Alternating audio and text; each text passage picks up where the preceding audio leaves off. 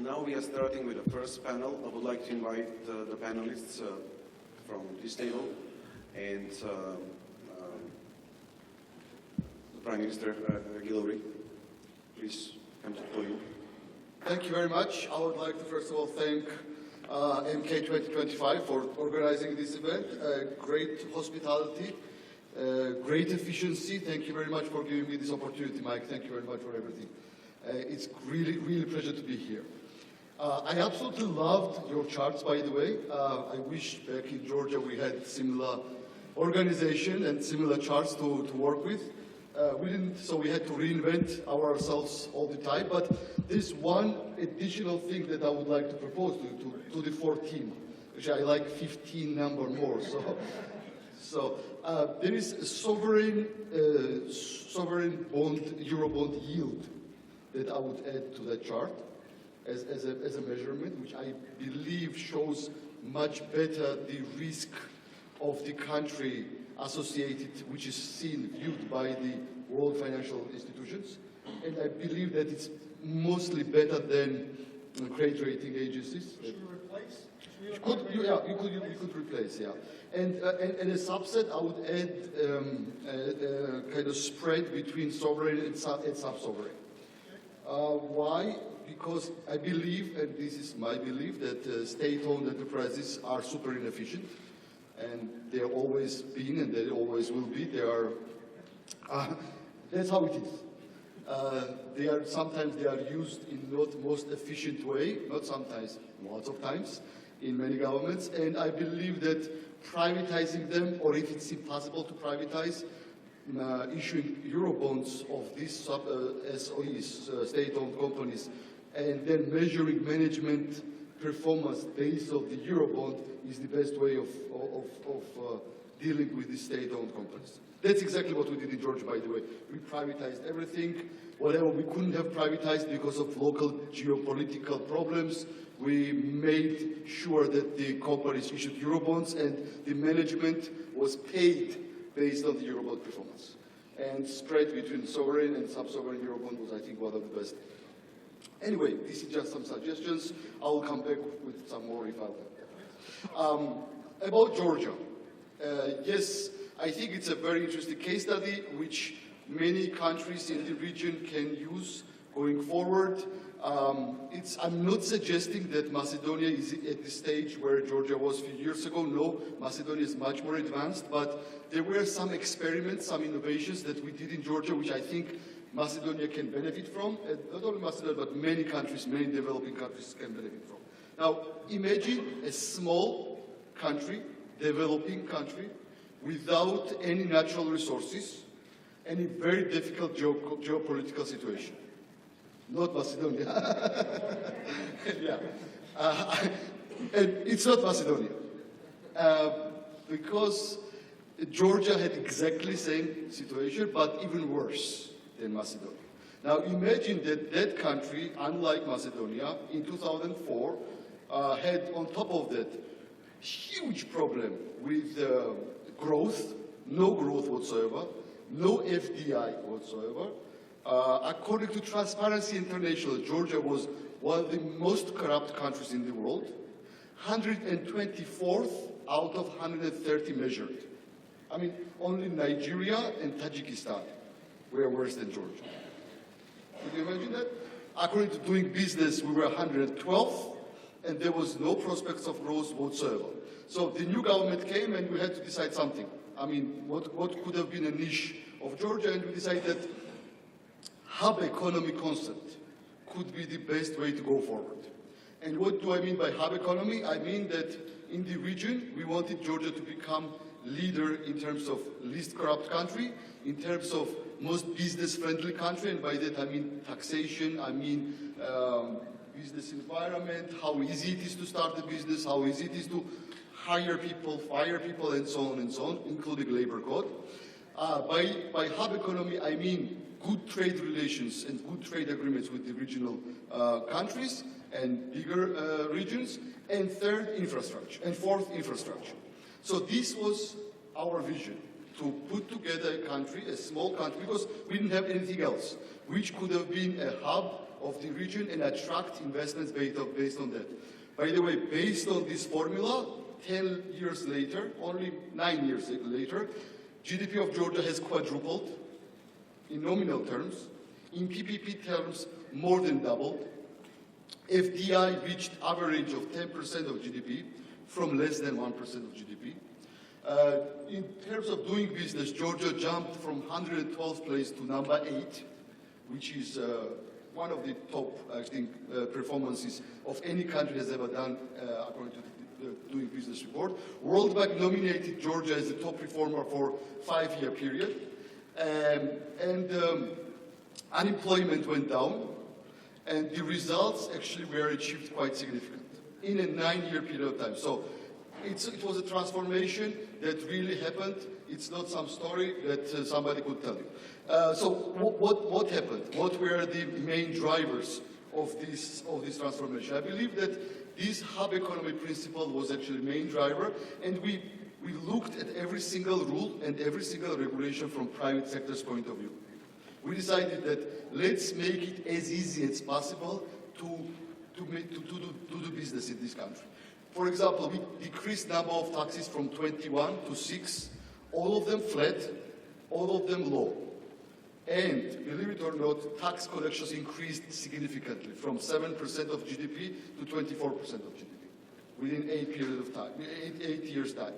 We decided to look at everything from a private sector's point of view. For example, we actually got rid of labor code, almost got rid of labor code. Actually, our labor code at one stage said only 2 paragraphs. Anything between employee and employer is decided by employee and employer. That's it. Of course, we had serious discussions with ILO, we had serious discussions with the European Union. It was easy then, we had to make it a bit thicker, added few paragraphs, but that's how we started. We changed many things in the business climate. We decided to look at bureaucracy from different point of view. By the way, when changing and simplifying everything, the biggest problem of ours was our civil servants. Bureaucrats hate to change. They like as things are, and they say that that's how our fathers used to do that, so that's how we should do that. So when we first came up with the ideas to simplification of all the rules and regulations, they said no, it's impossible. We will ruin our economy. But then we came up with 2, I think, very smart regulations. One was silence is consent. One was one government principle. Silence is consent means if you apply for a permit or for a license and you don't get answer in 20 days, the answer is yes. Go do whatever you want. Okay? That's one. Second was one government principle. One government principle means that at any stage, no government agency can request citizen or can request a businessman to bring him a paper from different government agency. That's it. If you need this paper, go get yourself. So, I mean, in the past, I was trying to tell to my civil servants that let's simplify things, let's get rid of these many stamps and signatures, they were saying no. But after these 2 rules were put together, guess what happened? They realized that if they don't give answer in 20 days, it's a yes, so most likely they can get fired for that. And for every single paper, they have to run themselves. For example, in Georgia, if you wanted to start a business, you had to bring 9 different papers from 9 different agencies in the past. From Ministry of Interior, that you were not under criminal investigation. From Ministry of Finance, that you don't have any tax arrears, and so on and so on. After this, it was a bureaucrat himself that had to run throughout the place, and they came to me and said, Nika, let's simplify the rules. Oh, really? That's what I was telling you. So what happened was that they came themselves, because they know the best. They came themselves how to simplify the rules, how to get rid of as many things and as many stupid regulations as possible. And India, right now, by the way, you can actually register a business in 15 minutes in Georgia, no problem. Just go there, give them a passport, everything is done, plus they give you actually even bank account number in the registrar, and you leave. So These were these major changes in mentality, I believe, that helped us to make the transformation of the country in a short period of time. That was this kind of changes that actually bureaucrats started to think of as a client is always right, not I'm your boss. So we created this citizen-centric, businessman-centric environment.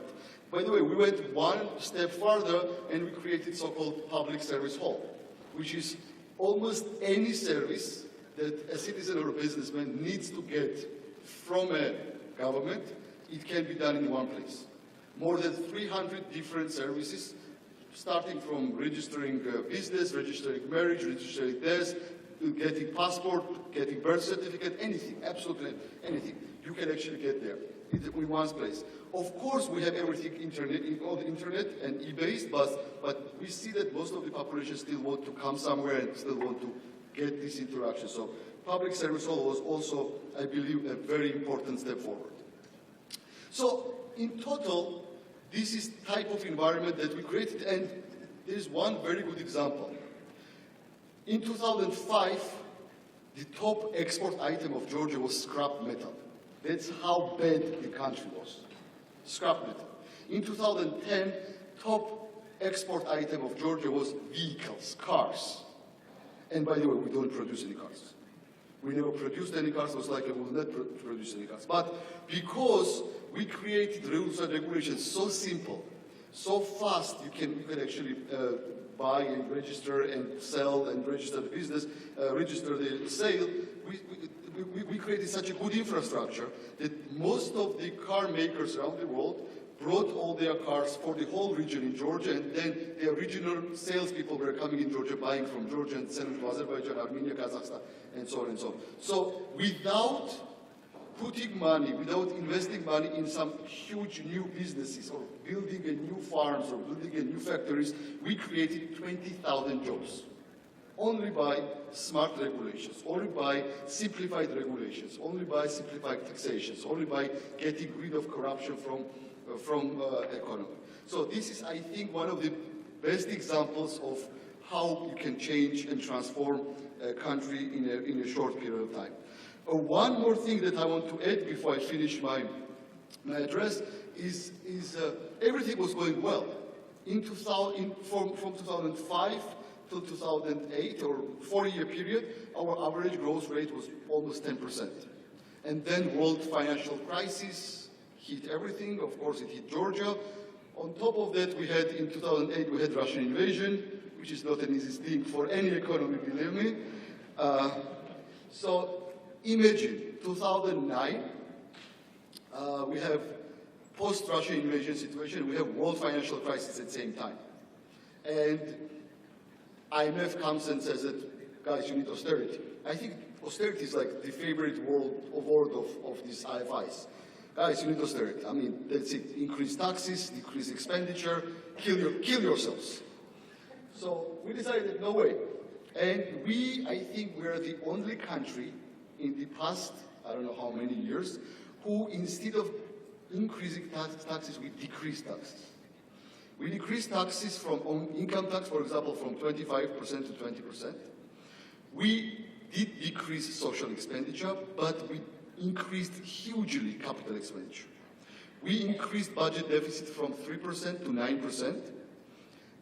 We actually made it much easier banking regulation to give the loans. We decreased significantly the policy rate, and we actually did totally opposite what IFIs had told us to do. Guess what happened? You're right. Our recovery was next year. In 2010, GDP growth of Georgia was 6.5%. And we had only small dip in 2009 of minus 3.9%. We were the fastest country to recover from the crisis. We were the first country in the region to recover from the crisis. And I have no idea why this austerity plan is still there for any countries right now. And by the way, if you can compare our debt to GDP, it went up and then down. The countries with austerities, this debt to GDP is still going up, and it's still a big problem. So I believe that this was a combination, for Georgia, it was a combination of smart regulations, it was a combination of government leading reforms for private sector.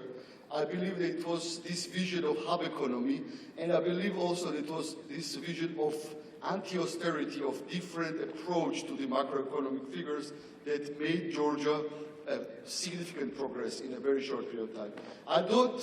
I'm not trying to say that this is a great example for Macedonia or for many countries, but I believe that there are many things, many mistakes that we made that can be learned on, and there are many success stories that we had achieved in this short period of time that can be learned by Macedonian government and Macedonian country, Macedonian economy. I believe also that there is a huge step forward that has been made by this country, and the results are clear. The challenges are also clear, but the results are very clear. And I believe right now it's time for the second stage of reforms which can make this country one of the top countries in this region. Thank you very much.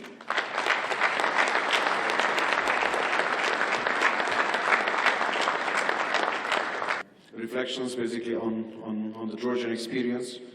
Now I would like to move on and invite Ms. Pavlovič to share her views on the key themes, the key topics of this panel.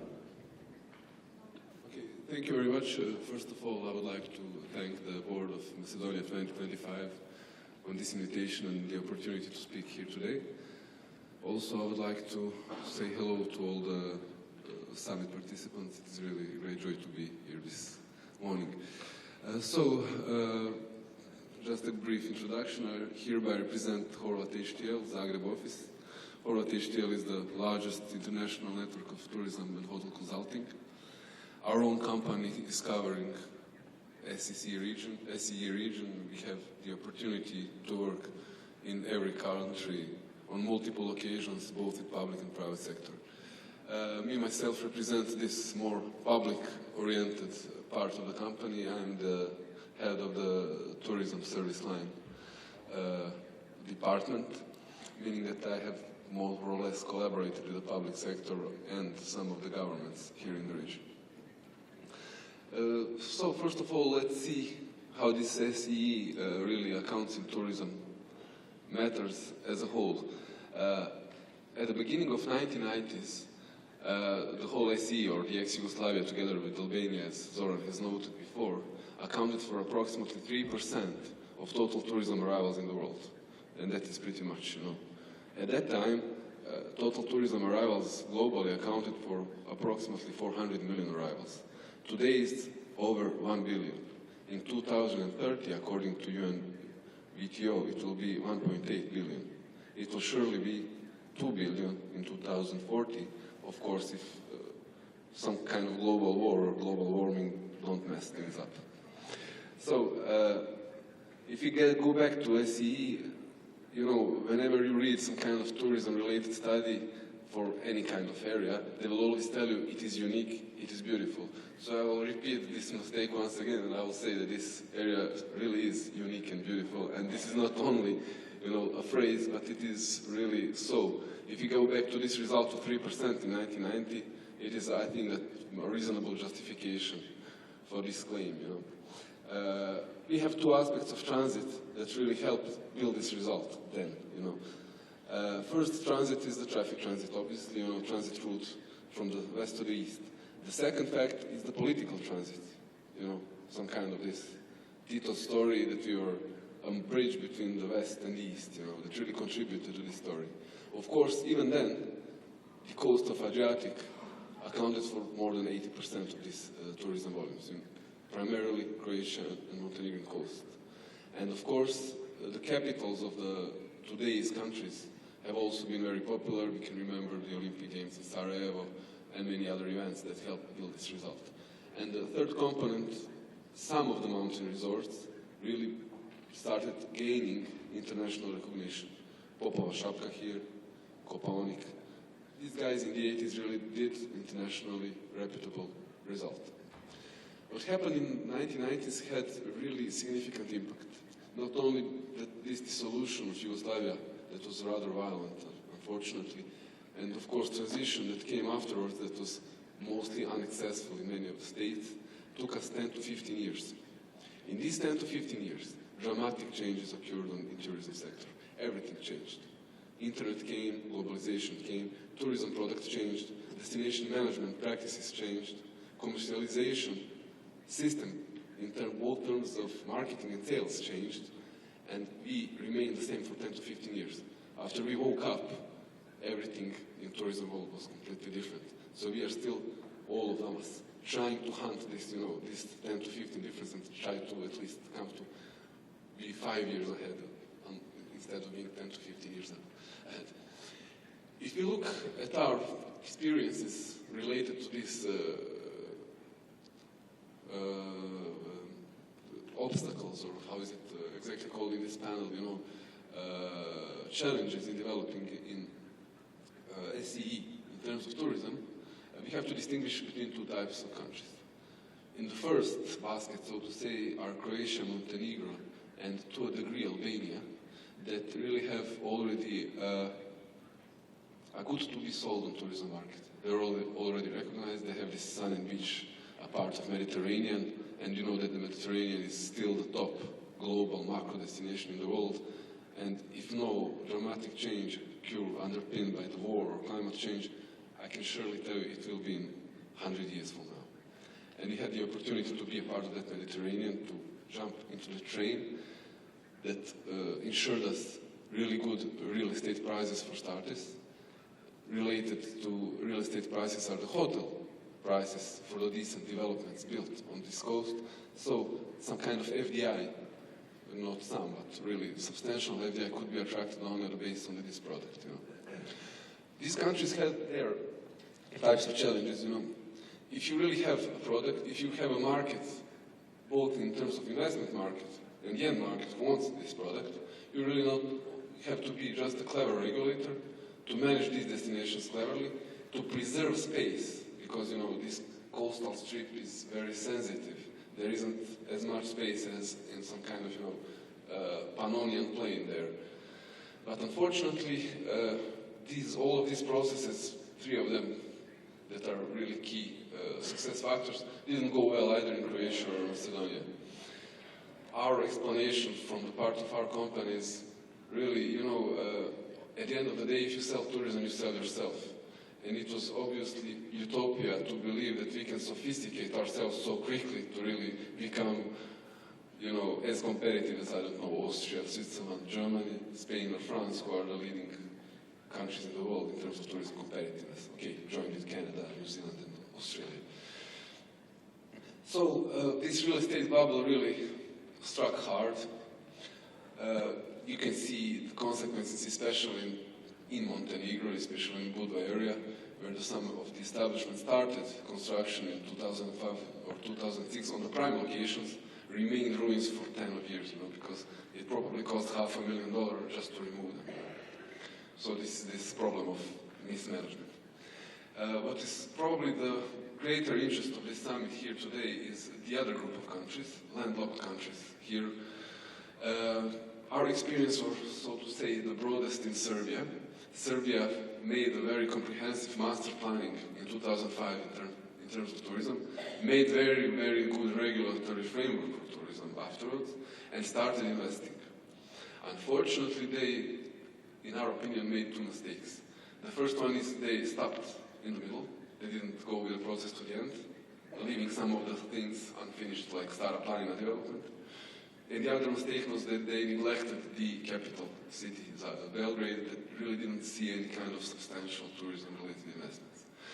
Macedonia followed similar pattern, but moving on a little bit later with some kind of 5 to 6 years delay, and being much more cautious with governmental investments.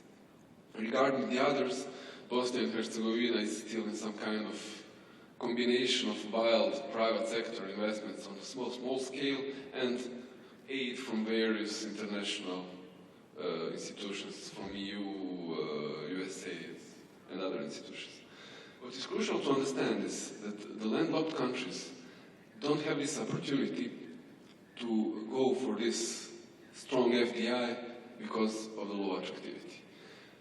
On the case of Macedonia, you can probably build and equip any kind of tourism establishment here for half of the price. But the local market potential is 5 times lower. So at the end of the day, the math doesn't work. You know, this is much more lower than decreasing the cost of construction. The conclusion is that the government has to have the role much stronger here than on this Adriatic case. The government has to be a first-tier developer. Government has to create value, go into this process of 10 to 15 years, being a regulator, investor, in some cases even the operator, to increase these performances. And then when the performance is increased, when some kind of international attractiveness is gained, then you can probably tender something, little pieces of these developments, whether they are in mountains, whether they are on lakes or on UNESCO heritage sites or in rural areas, and then you can really sell something out. You know? We have the case here in Zoran, where the government has a location, approximately 30 hectares, between Nov Zoran and Start Zoran, you know, on this intersection of Greece, Bulgaria, and Macedonia, where the real estate price currently is 500 euros per square meter. Obviously, without some kind of public-private partnership where the government will take charge and do something there, this value won't increase. So you can't develop there really. In terms of the focus of energy, I'll again speak on the case of Macedonia. You probably have to focus on really key things. In Macedonia, to our opinion, the one thing already happening here is Skopje. And the matter of the capital here in tourism development, as I have mentioned previously in the Serbian case, is crucial, especially taking into account these EU accession procedures. More and more people will be coming business-wise to your country, and the first thing they'll see is the capital. If the capital holds the promise of Macedonian identity, it proves some kind of ability to be tourism-wise sophisticated, then you are on the winning track. Then you have a very good chance that someone will go and say, okay, I'll go for 2 days to Ohrid. I'll go to 3 days in Pelister. I'll go somewhere in the southeastern Macedonia to experience this agricultural identity and to drink very good wine. But if this promise in the capital, in the initial contact fails, then this isn't very good for the further development. So, to cut the long story short, I believe that in the Macedonian case, probably resolving Ohrid value chain, because you have the UNESCO heritage site that operates on low-value tourism model, is the first priority, and probably finding another way and another center in southeastern or southern Macedonia, some kind of resort or tourism structure that will deliver this product related to agriculture. In terms of the EU accession, we have seen in Croatia, since we have joined on 1st of July 2013, that it doesn't have dramatic effects, but eventually they are slowly coming. The real estate market and both the investment market get much more, so to say, confidence when you are an EU member. The real estate market, on the account of this accession, is slowly accelerating. First time after this bubble crash in 2009, things are starting to improve seriously.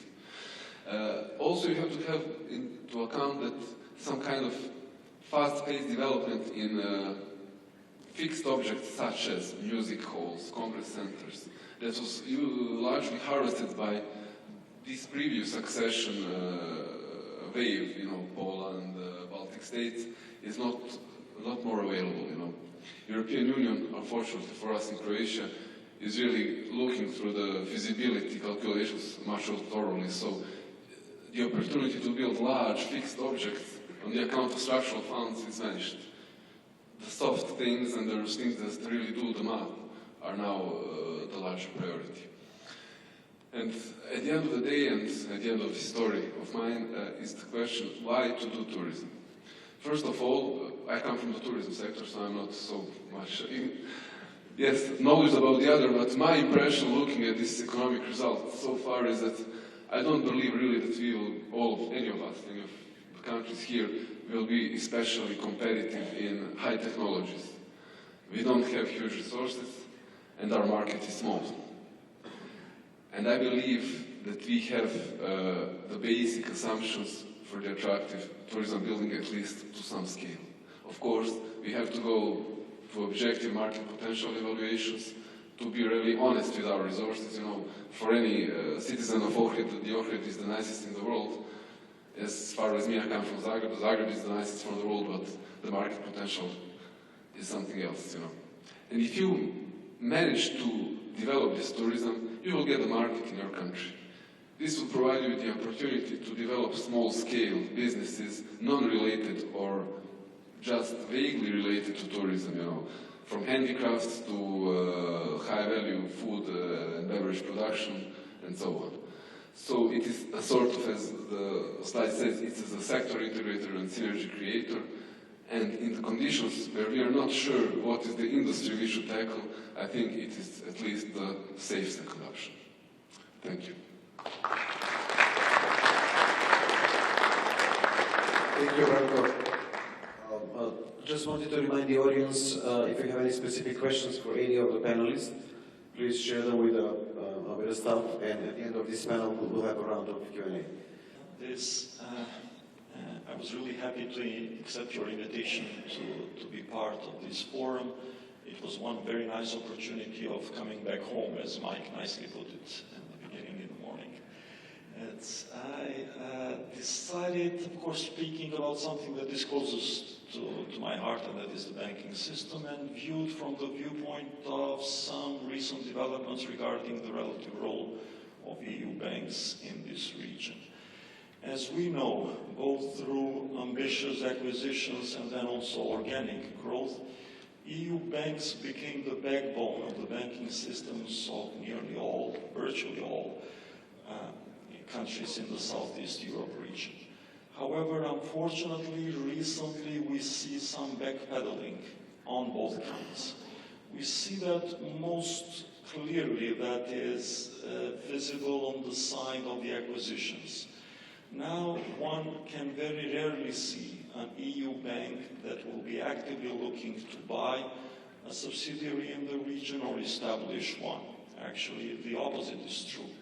You will see many more EU banks that either have already taken active steps of selling or closing subsidiaries in the region, or are planning, or just thinking about it. Of course, there are differences before, especially Branka jumps and says that, wait a minute, that cannot be completely true. There are different cases in different banks in different countries.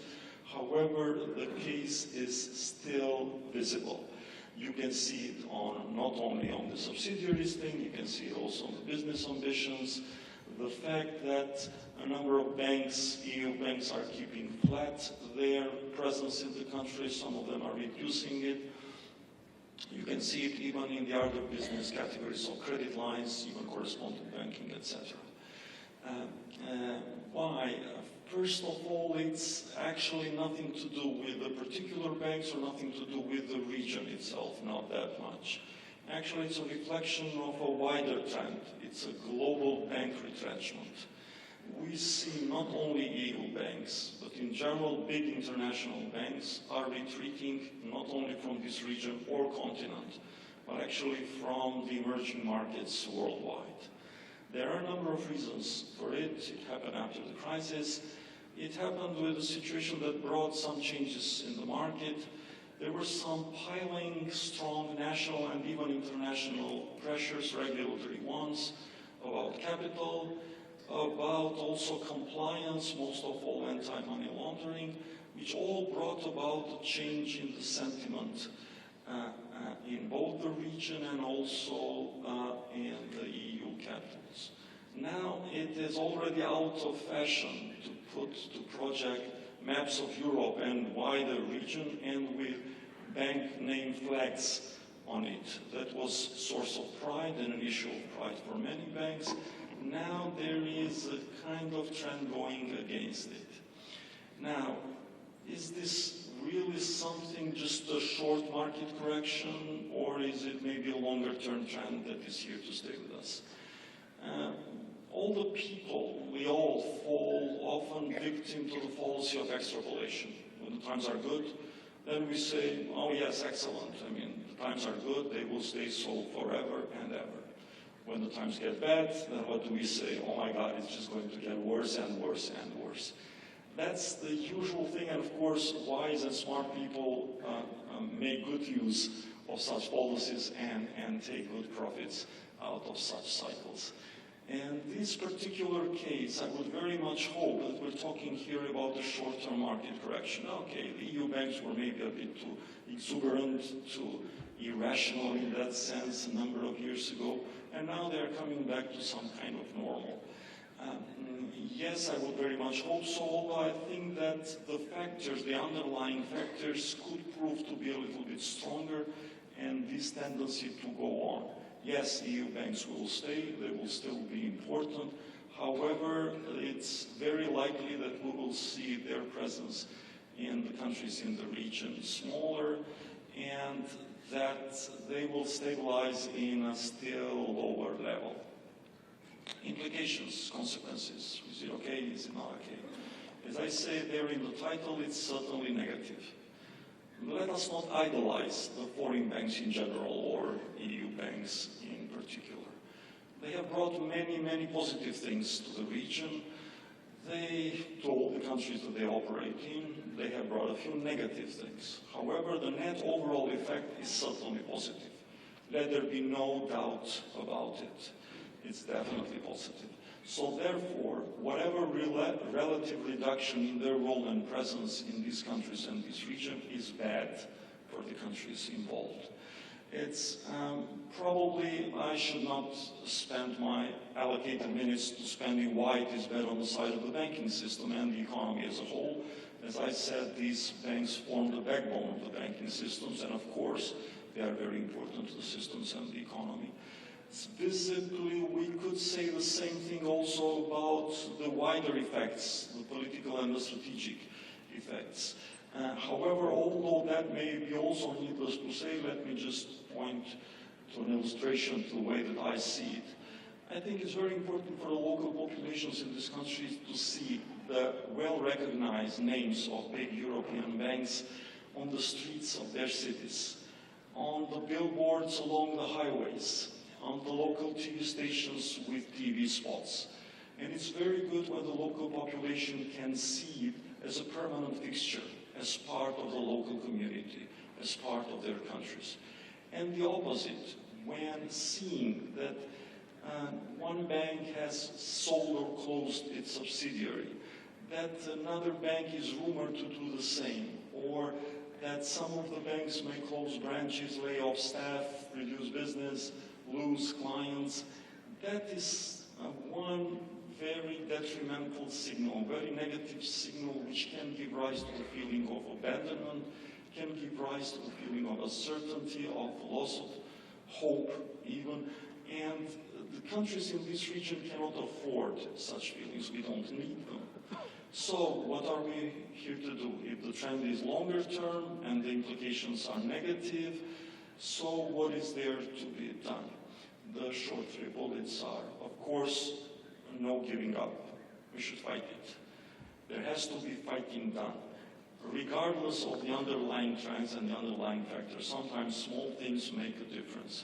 Just as in our own banks, there are occasional issues where we close a local branch where we may decide for a marginal business reason or a marginal community reason to keep the low-performing branch still operating in that small town. The same goes also for these EU banks. We should work hard in order, the countries in this region, the governments, of making the best that they can do through regulations, through business climate, business orientation, and cooperation with such banks, and also other measures of trying to stem the tide, of trying to reduce this tendency. And secondly, regardless of how it is manifested in the country, and regardless of how confident one may think of, okay, we'll talk to local bankers, they're nice, okay, we'll call up their political masters, call Mama Merkel, let her know how important these banks are to stay here, and this and that. Still, the countries should prepare themselves for such relative reduction. They should do this contingent planning and be careful with that. Carefully plan for it. And thirdly, let's go for a silver lining, because here I'm talking in this gloomy way, not exactly most conducive to opportunities, and forward-looking, positive forward-looking. There is a silver lining because the relative vacuum and gap is, of course, most likely to be filled by local and regional banks. There will be no overseas banks that will substantially take it. We can forget American banks, Chinese banks, or whatever, coming here and taking out that place. If EU banks are reducing their presence, we won't see that gap being closed by such banks. It will be local and regional banks, those that are the most natural, the likeliest substitutes of such strength, and we should embrace it in the sense of also being positive, of course, being always careful about normal bank licensing and regulation and supervision issues, of allowing and creating the space for such local and more regionally ambitious banks to appear. Let's find here, as it's always the case in every crisis, also an opportunity that will be good for the country.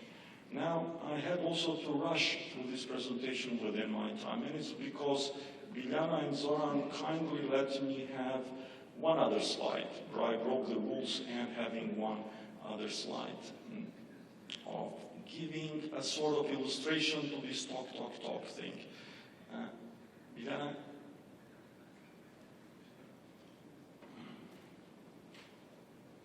Yeah, thank you. Now, on the top you can see, let me see how well you can see it, reasonably well, I guess. You can see a chart that I specially prepared for this event, and I was struck of how it illustrated the point that I was trying to make. You've got here the Albanian banking system, the market share developments in total assets by the country of origin of the dominant shareholder in the banks or the sole shareholder in the banks. It covers a period of almost 10 years. There, the top line are the Western banks, 6 such banks in Albania, where you can see their increase in the years 2006 to 2008, then followed by a very clear downward trend. Even if you factor in a certain investment fund that is present in Albania by one big European bank, still the downward slope would be visible. But viewing it only by the total assets of the banking system, it's very interesting. You can see it almost copied with the red line, which is the Greek banks' share. I made here the distinction with the Western banks, with the 3 Greek banks, which also have the same path. First they increased, and then they gradually and constantly started decreasing. You will see the 2 upward slopes. The 2 upward slopes represent the regional banks and the local banks. That is where the compensation came. The below slope is the overseas banks, which is very low. Now, this chart in Albania, maybe, of course, it is relates to the particular developments in this country, in my home professional country. And the situation can be different in other countries. For example, in Macedonia, there is a much more rigid and less dynamic changes in the banking system and the respective market shares. However, what is for me more illustrative is the fact of the mergers and acquisitions events in this country, which then can be found, although still on early stages, also across the regions from what I can hear. If you can see the triangles and or the description that is below. The years 2006 and 2008 were the years where Crédit Agricole finally finalized its long-running acquisition of Emporiki Bank, and so also acquired the local Emporiki Bank branch in Albania. Then it was Intesa Sanpaolo that bought not one but 2 banks. They bought the joint Albanian-Italian bank in Albania and an American bank in Albania. Then it was Société Générale, I see one E missing there in the name, acquiring a local bank, Banka Popolare. So there was all this flow and the tide of EU banks buying into the countries aggressively and of course increasing their market share through these acquisitions, and I also said as through organic growth. Then you'll see the chart is silent. The chart, there is no triangle, no star on the chart for a number of years, until we come to just exactly this year when an acquisition was completed, but now it was on the other side. It was Crédit Agricole, now that it sold its local subsidiary to an American fund, Transit. And that is not telling just as one transaction, it is even more telling that during the 2 rounds, not one, but 2 rounds of Crédit Agricole trying to sell the bank, there were, and this is not a huge secret in Albania, so I can say it aloud, there were 4 bidders. In addition to Transit, there was a local company, local Albanian company with also strong regional presence, including also Macedonia. There was a local bank with some regional ambitions as well, and the third was a regional bank. So it was interesting, in 2 rounds of transactions, there were local and regional players vying to buy out the EU bank. And when I meet the colleagues, and unfortunately, of course, I will not be able to show here names or even give any indications, there I see also this trend in also other countries, where still I can hear of such cases of EU banks, again, as I say, not all of them, EU banks that are more willing to look for the exit door than for the entry door. However, as I said, there is a silver lining behind it. There is an opportunity. Local and regional banks as the most natural substitutes of that. Not only because I'm speaking on behalf of one such local bank in Albania. And that was it. Thank you very much. Thank you very much. Now we have another banker in the panel, and just to inspire even more, interesting speech. Branka and I, we spoke recently, and I shared with her my impressions with a recent business conference in Budva, in Montenegro, which took place a couple of weeks ago. And I shared the messages from one of the bankers there, a president of a large international group. Branka knows what I'm talking about. And that person said one thing. He said, the average return on equity in the banking sector in the region is 1%. So he said, I would never be putting my money into the banking business, having in mind, this number. At the same time, the guy said another thing. He said, we bankers have no idea what we've been doing over the past years. At the times when the economy was growing by 1 or 2% or 3%, we were growing by 15 and 20%. And the situation with NPLs, non-performing loans, in the region is worsening, if you will. So I would like to hear your thoughts on this, on the banking business and how it reflects the situation in the economy overall. Thank you, Zoran. Thank you for inviting me in this beautiful event and very important one.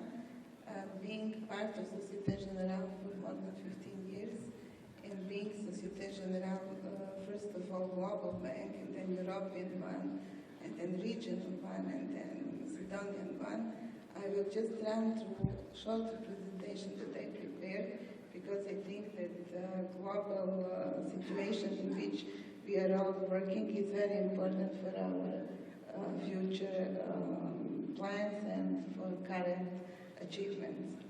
So what we have global, we have a very modest accelerating of the growth in European, in developed countries, even though this is fragile growth, but we have slowed down in almost all emerging countries, even though the slowdown is not financial, it's most coming from less growth than expected. We have downward revision of oil prices, which also impact all global economy and thus of monetary policy in many of the countries. And we have uncertainty in Chinese growth and in U.S. monetary policy, which has led of also higher volatility. In Europe, we have some pretty sustainable growth in Central and Eastern Europe. It's not unified. In some countries, what we call two-speed differences. In some countries, we have a rather important slowdown in credit policy, while in others it's going to bounce back. Rising policy, I can further on develop and give more details on that. And we have also rising political uncertainty in several countries, such as Poland or Croatia, where we have elections, and some other countries, even Macedonia. Macroeconomic data in Southeast Europe, I guess those slides are not very visible, so I will just quickly pass through on the right-left side, upper left side. You can see the growth, GDP growth in major of Southeast countries like Albania, Bosnia and Herzegovina, Macedonia, Montenegro, Serbia, and total. We can see that all of them are coming pretty well in growth of GDP. In yellow color is 2014, in blue color is 2013, and 2015 is the purple one. So we are pretty well. In average, we are at 1.6 so far in 2015. Compared with European Union, which is 1.8, we are not so far, as you see. When you see what is influencing in this growth, we can see that export, which is blue line on the second slide, and import on the yellow line on the same slide, we can see that especially in Macedonia, export is widely dominating on our good growth rate, what we are facing a couple of last years. When we are speaking about inflation and especially purchase power party system, we can see that inflation is under control, and we know all that currently is in our country around 0.3%. When we spoke about employment rate, it's a little bit historical data. So in blue boxes you have 2008. In yellow you have post-crisis peak from 2008, and black dot is fourth quarter of 2014.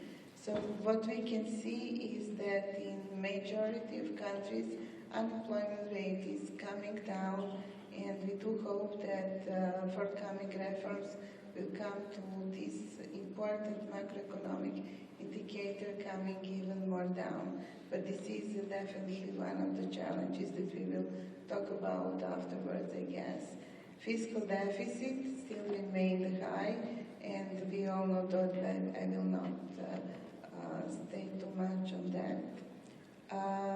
We are coming to banking sector of Southeast Europe. Just two important slides. Domestic credit crunch in Southeast Europe is different in different countries, and finally it's becoming more slower. Macedonian line is yellow one, so you see that Macedonian credit growth is not so bad compared with other countries, which means that banks here are more resilient, and as well as economy, because as you know, bank cannot do too much without economy. So we will see that a little bit later. NPL as a very important part also of banking sector. When we see, so I will just, because I don't think if you see it right, on blue pillar there is first quarter 2014, on yellow pillar it's the first quarter 2015, and the black dot is post-crisis pink, while when we see in the past we have this small romb, which is fourth quarter 2007. So it is obvious how big increase and dramatical increase it was since 2007 until 2014 and 15. But we see that in 15 we don't have too much raise. We have a stable one, and in some country even lower lower values. We are coming back to Republic of Macedonia data. So from global we are coming to local.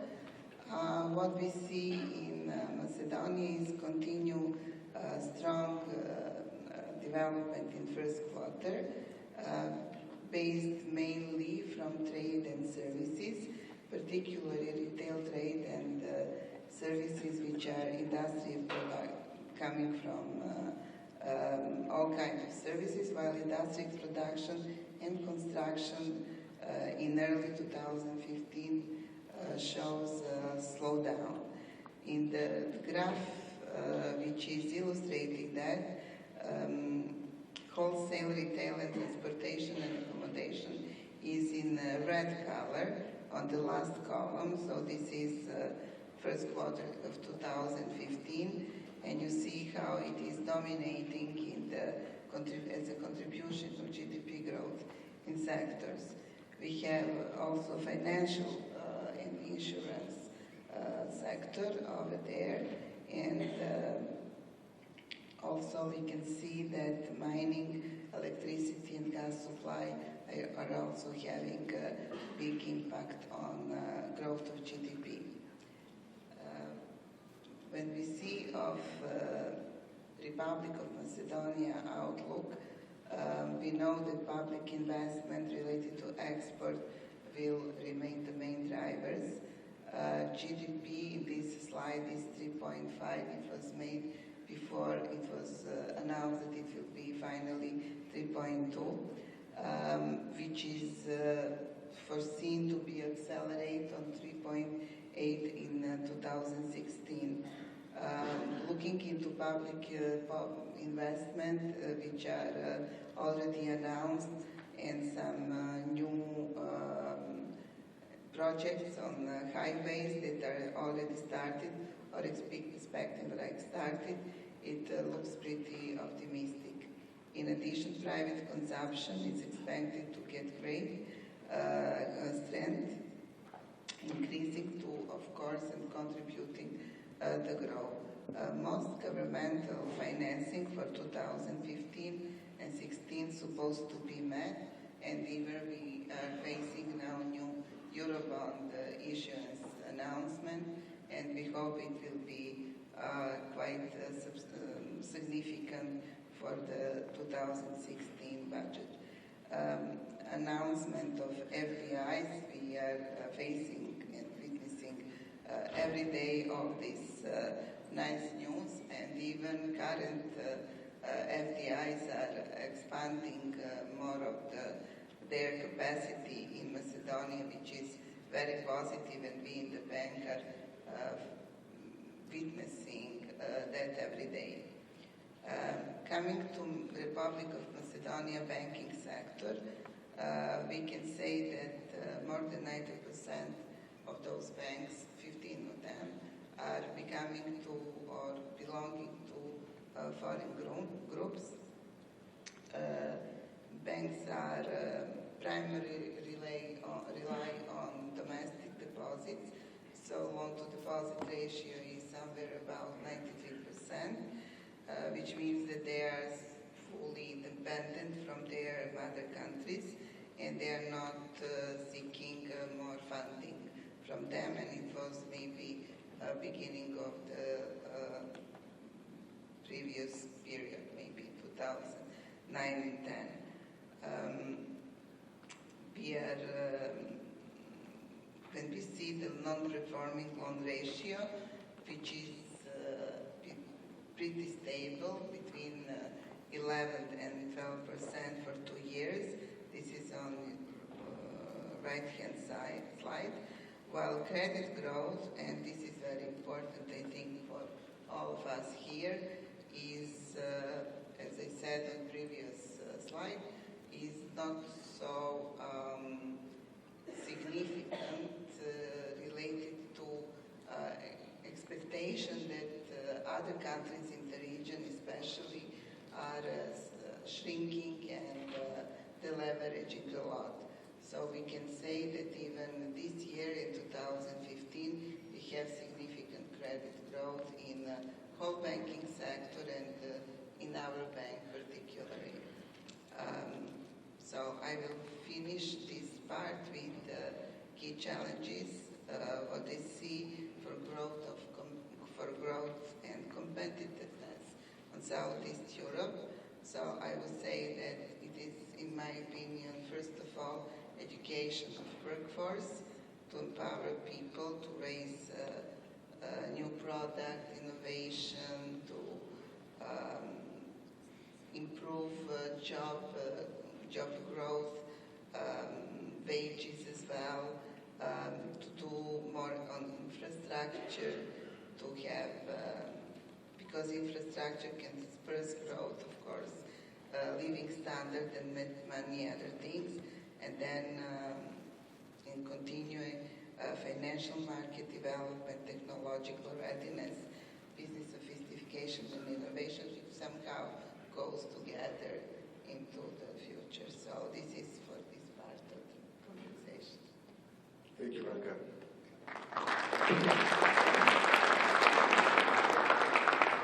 Now we have 10 to 15 minutes max for a Q&A. I'd like to start first with Mr. Gilauri. There are a few questions from the audience. And I'll read them. One of your accomplishments as a Prime Minister of Georgia was decreasing the level of corruption. What are the best practices in that regard based on your experience? I'm guessing that's the most difficult question, right? When somebody says that corruption level was decreased from being most corrupt country in the world to being one of the least corrupt countries in the world, the question is how, of course. It was actually a formula of carrot and stick. And without this formula of carrot and stick, nothing works. What do I mean by carrot? What we did, we significantly increased salaries of civil servants, of members of government. Not only that, when I was Prime Minister, every minister of mine had actually key performance criteria, we just copied it from private sector. Private sector is way more efficient than any government can possibly be. So we copied this approach from the private sector. So every single minister in Georgia had a key performance criteria, which was checked based on every 3 months on quarterly basis, and he or she was giving a bonus based on that, significant bonus. Plus he or she was given additional extra money to give as bonuses to his or her 4 or 5 top performers. Why 5? Because I believe that in any institution, how big it is, there are only 5 people who work and the rest is kind of work on these 5 people. So you want to keep the best top 5 people in your institution as happy as possible. The key performance criteria were actually quantifiable. I mean, for energy sector, it was, for example, minister, which was, for example, number of kilowatt hours exported or FDI in energy sector. For Ministry of Economy, it was number of tourists coming in the country. For Ministry of Education, it was PISA results. For my chief advisor, it was doing business report, and so on and so on. One very important was that every single minister had 50% of the bonus system had one the same achievable, it was GDP growth. So I wanted them to work as a team. So 50% of the bonus was coming from GDP growth for everybody, and the other 50% was based on actually different achievables. So that's one part. bonuses, quite good bonuses, and key performance criteria. The other part was actually quite difficult to stick. So if anybody plays not by the rules, there are criminal charges. Not only fired, people go to prison. And we actually brought many criminal charges against many corrupt officials of Georgia government and civil servants. Also, I'll just add one more example, which I think played a very important role. It was a so-called mystery shopper. And we used that in traffic police because it was one of the most corrupt institutions in the world. By the way, if there was a world championship in corruption, Georgia would win it. Before 2003, Georgia would win every single time. Not like English invented football and then won the world championship only once. We would actually win it every single time before 2004. So I don't believe in cultural corruption, and I don't believe in historic corruption. It doesn't exist. If Georgians could get rid of corruption, it means any country can get rid of corruption within 2-3 years' time. So, for example, one also very good example, I'm not saying that anybody should try it at home, but we fired every single traffic policeman in one day. And by the way, traffic was much better without traffic policemen. For 3 months, there was no single traffic policeman in the roads of Georgia. Traffic was much better. Only 3 months we started recruiting new traffic policemen. And one more thing that I wanted to mention is we shrank, by the way, size of government by 30-35%, decreased number of employees and increased salaries. And one more thing that I wanted to mention, it was actually mystery shopper that we actually used for customs and for traffic police. Mystery shopper means that our customs department was super corrupt, and we had to do something about it. I was actually Minister of Finance in charge of doing something with customs. We changed the law. We created a special department. The special department would actually go across the border in Azerbaijan, for example, buy some goods with a camera, cross the border, and actually push the bribe to the customs officer. Not a big bribe, $100, $50, something like that. Now, there are 3 cases. Either the customs officer takes a bribe, he goes to prison for 5 years. Or customs officer refuses the bribe, but still customs clear the goods. We have him for a check next time. Third, customs officer actually doesn't take a bribe and calls the special department, says that he's been offered a bribe. Then he gets promotion. He gets a phone call from a minister. He gets a promotion. He gets huge bonus. 6 months after that, I had one of the cleanest customs departments in the region, maybe in the world. Well, we were criticized a lot by many countries, by ILOs, by IFIs, by European Union, and so on and so on. Yes, it was not a very good method, maybe, but when you are in a situation when you had to do something, when you hit the rock bottom, yeah, it's easier to do this type of reforms. It was a drastic reform, but it works very well. So, how to fight corruption? It's carrot and stick together. First of all, the civil servants have to be paid well. You have to take away this moral argument. In Georgia, civil servants were paid so low that they had actually moral argument saying that if I don't take a bribe, I cannot feed my family. And the society actually agreed on that what the poor guy can do. If he doesn't take a bribe, his family will starve to death. So everybody was there was a consensus that, okay, everybody has to take bribes. So you have to take away this moral argument, first of all, and give a normal good pay to civil servants. And what is good pay? It's also actually quite a good formula. You just take his or her vis-a-vis in the private sector and take 70% of that, 75%. So based on the private sector's income, I believe that public sector salaries can be very well derived. So one is that, a carrot, good salary. Second is definitely performance-based bonuses. And third is very clear identified set of rules, which is acceptable for everybody. It doesn't matter who you are. If you break these rules, you are getting punished. Either you get fired or you go to prison. And following that for a few years, we actually ended up in a situation where Transparency International in 2010 had a review and asked 183 countries one and the same question. Have you or member of your family paid bribe in past 12 months?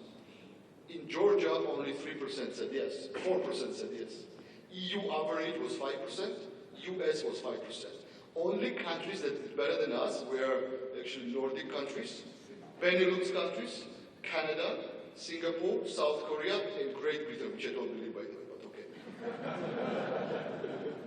So that's the answer to that difficult question, the short answer. Thank you.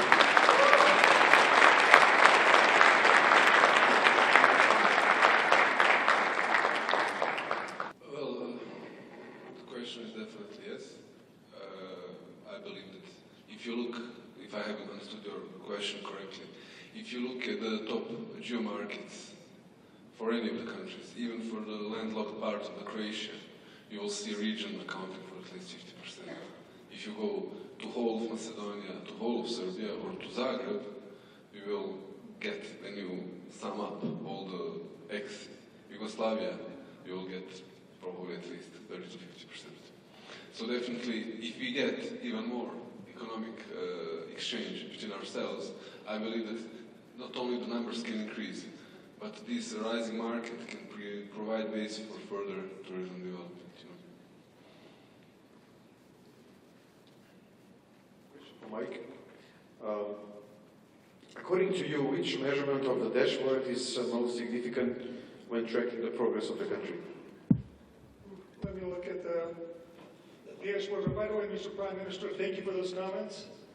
I thought in our discussion you also mentioned that the reduced regulation, you significantly minimize the places for bribes to occur. So I think it was a big, big number, but I do remember that comment as well.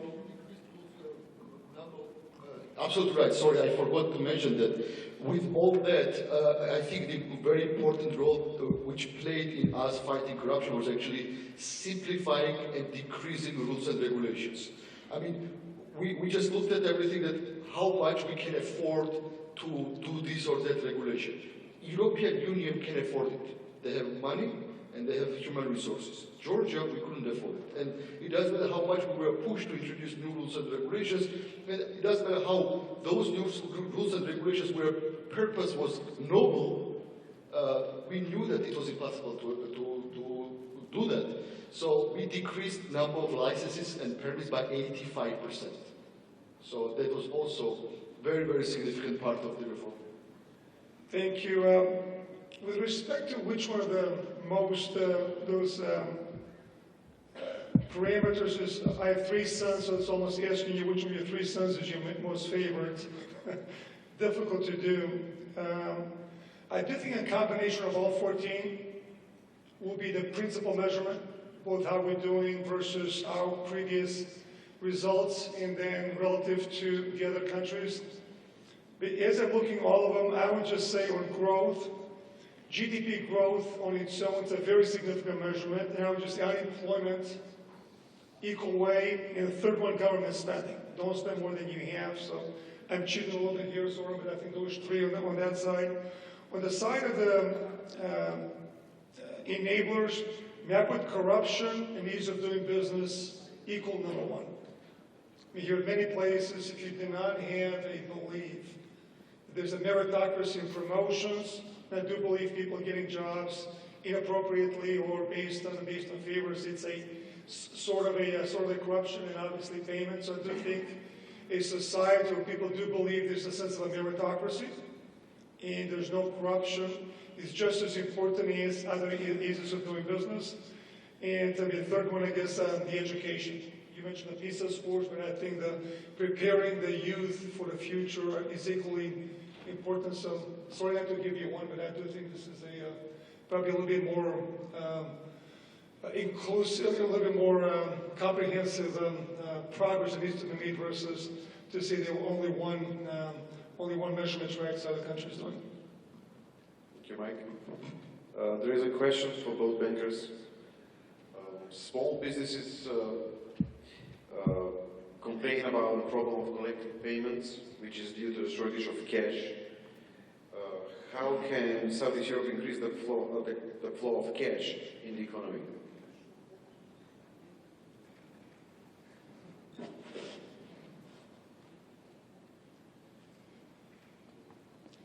Somehow I don't see that.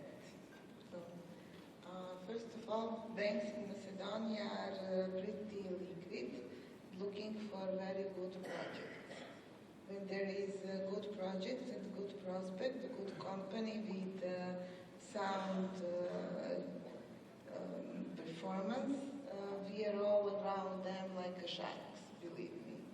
So we are looking for companies which are having really good and sound projects. Once such project appears, then there is no single problem. So our support to such companies and to this part of economy, I think, is pretty visible. First of all, for our banking sector, as I said, it's a visible increase year to year, increase in level of outstanding of loans. So for between 2013 and 14, this increase was about 8%, and now in this year, since December, increase is a little bit moderate in corporate, I agree, vis-a-vis retail clients, but for example, in our bank, this increase is still 5.6%. It means that we are really there on the market, waiting and welcoming all the SME client and the big client, foreign client, to come with the good projects.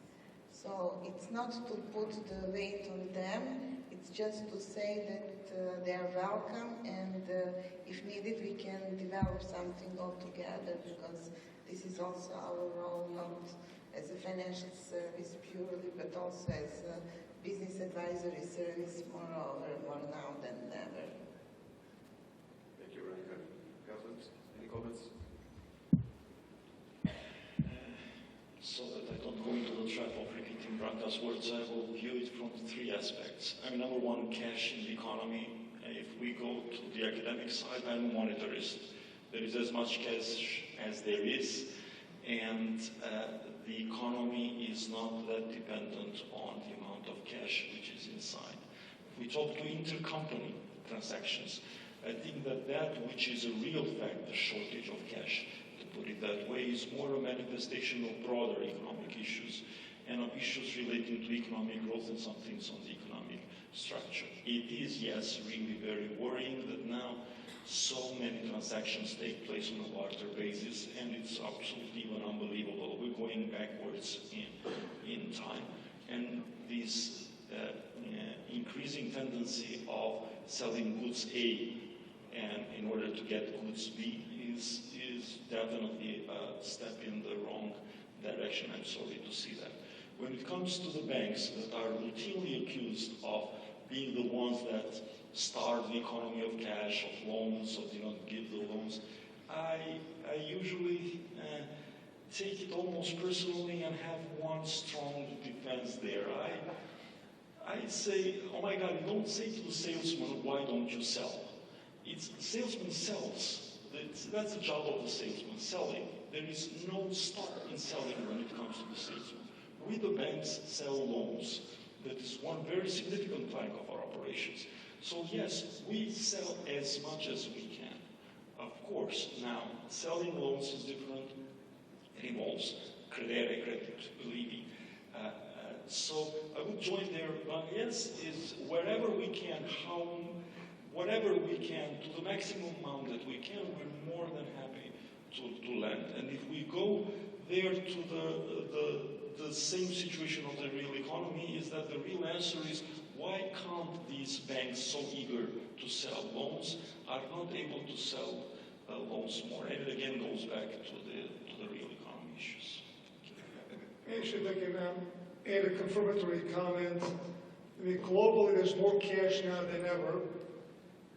and whether there's the assets are being viewed too costly or they're inadequate business plans to be able to attract the financing. And even last night was funny in a cocktail party after the speeches, seeing some 100 entrepreneurs saying, we have all this great ideas and no financing.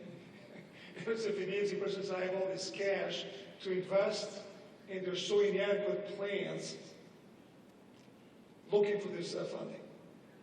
In the U.S. right now, there's a business accelerator model is being developed, where actually they're not venture capital firms, but they actually prepare and work with entrepreneurs and businesses to help them think through the business plan, the strategy behind it, how do you make the ask. So I do think this is an opportunity.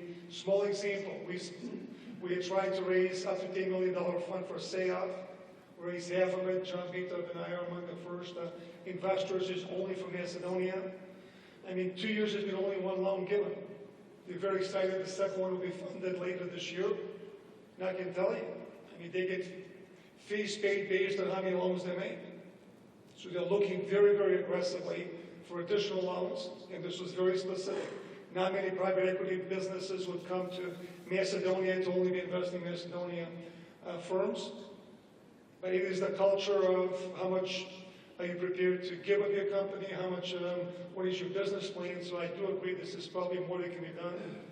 If you're a salesman and if you don't have good products, sometimes you should even try to talk with your product department. Here maybe we do more education for people you turn down to explain to them what can they do to make them more attractive for a loan. But I think organizations like ours can do a better job educating the entrepreneurs and the businesses and helping come up with plans that will be easily sellable to people that like to lend more money. Thank you, Mike. Biljana is telling me that we've used up all the time allocated for this panel, but nevertheless, I would like to ask the audience if they have any questions for the panelists. Please be short and sharp, and the same counts for the panelists. Anybody? In this room, the gratitude for that. Zoran Ivanovski. I would like to point out two things.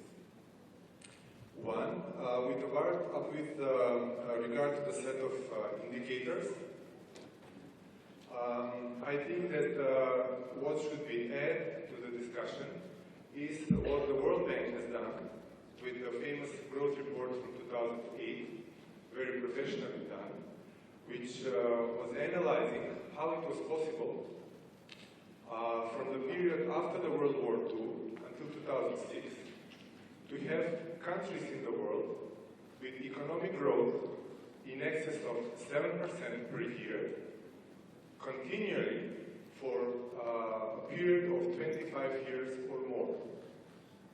It is possible. There are 13 countries in the world which registered such a fast economic growth for 25 years in a row or more. So my, I would say, suggestion is to see what were the driving forces behind such a sustainable economic growth over a longer period of time. And my second point is that in order to do that, the very basis for something like that within a country is to build a consensus that you want to do that. And sometimes in certain countries, that's probably the most difficult part. Thank you. By the way, the dashboard will simply be tracking the actual results. We're looking for best practices from any place. I do not remember reading this report. Definitely will do it. The reason the former Prime Minister of Georgia is here simply as our search for best practices. Actually, it's a very good point that there were a few countries who actually outperformed the rest of the world. I'm just finishing research on my book about the growth as well and which countries have achieved the outstanding growth. I'm not saying that there's a direct correlation, but just the fact I just wanted to mention that there are 27 countries in the world growth since the database of IMF since 1980, whose budget tax revenue to GDP for any 10 years are more than 40%. None of them have achieved growth. That's one. And there are, if I'm not mistaken, also approximately 30 countries who had very good growth, and all of them has a budget deficit of below 30%, 33%. I'm not saying that this is one of the main characters, but just as a fact, it's a fact.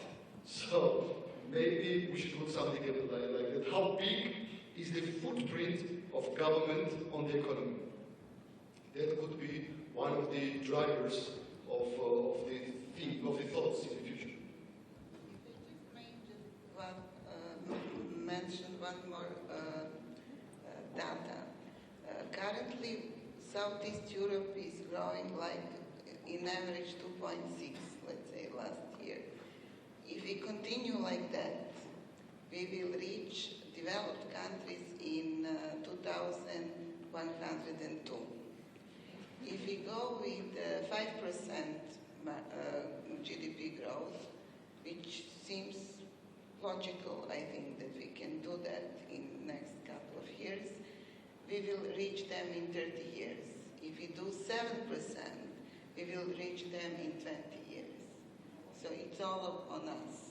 It's our decision. It's not our destiny where we are today. It's a decision of course, political will as well. Yeah, and there is one more very important figure that the world is growing on average between 3 and 4%. If you grow less than that, the gap is widening. And that's very simple.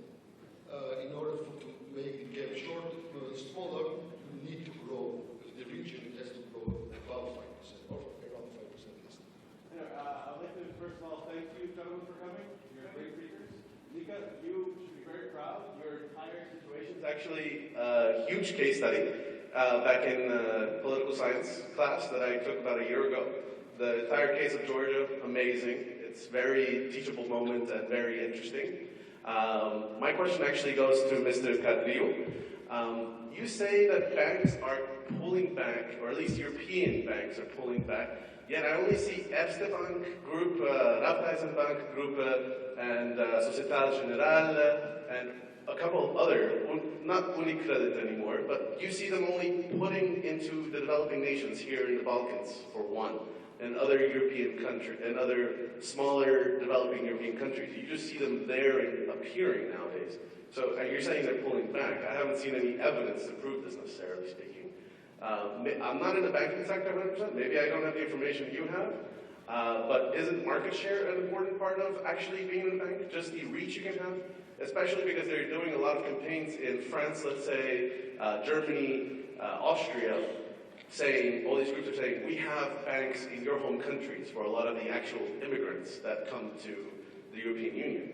So how can you say that these European banks are pulling back and then later on you just see them there and they're actually taking over banks like yours and picking them up, even though I do agree that there always has to be one or two local banks? Okay, let's do it. As I said, there are two aspects. Number one is the merger and acquisitions of subsidiaries, and number two thing is the organic growth. Another thing that's saying is that there are different banks, situations, there are differences between banks and countries. However, the trend is clear. Now, the trend is clear in the sense of exactly these mergers and acquisitions, and I'm moving beyond Albania, also seeing and meeting with the colleagues in other countries. It's the very fact of the news or rumors of banks pulling out is telling in itself. Even if you start discounting some of it that may be premature or just exaggeration, then it's already telling. Second, going to the fact, well, now I'm thinking of what are the public facts and not so public facts, although I don't want to imply, now I know something that nobody here knows, so, I'm keeping my mouth shut and I can't tell you. But I think it's already public that Raiffeisen pulls out of Slovenia, out of Poland, and maybe in a minute or two I'll think of the third country that they're pulling out. Bulgaria another even. People will get it before. And as I said, this is not only the Raiffeisens and Erstes of this world. There is global bank retrenchment happening for quite some time. And there you will see another public fact of Raiffeisen reducing, I would say almost strongly, its market share in Albania. Another public fact that yes, in Albania, they were even established a fund, an investment fund, which is actually not really an off-balance sheet vehicle, because it's a fund in itself. So it acts as a fund, it is a fund, it smells like fund. It was a very nice vehicle for them to move their own balance sheet activities from the bank to this fund, so outside their capital measurement and all that. And that's also understanding. If you look at the Basel issues, if you look at the capital adequacy issues and the capital adequacy challenges throughout Europe, and the gap that is currently between the US banks and EU banks regarding capital adequacy, current situation, and then forward projections, then it is only very normal. It's a very normal, sensible thing of them cooling down, of them pulling out, of them concentrating on what is fashionably known as core businesses. And core businesses means also very often core regions. And therefore, I think I picked on Raiffeisen. Of course,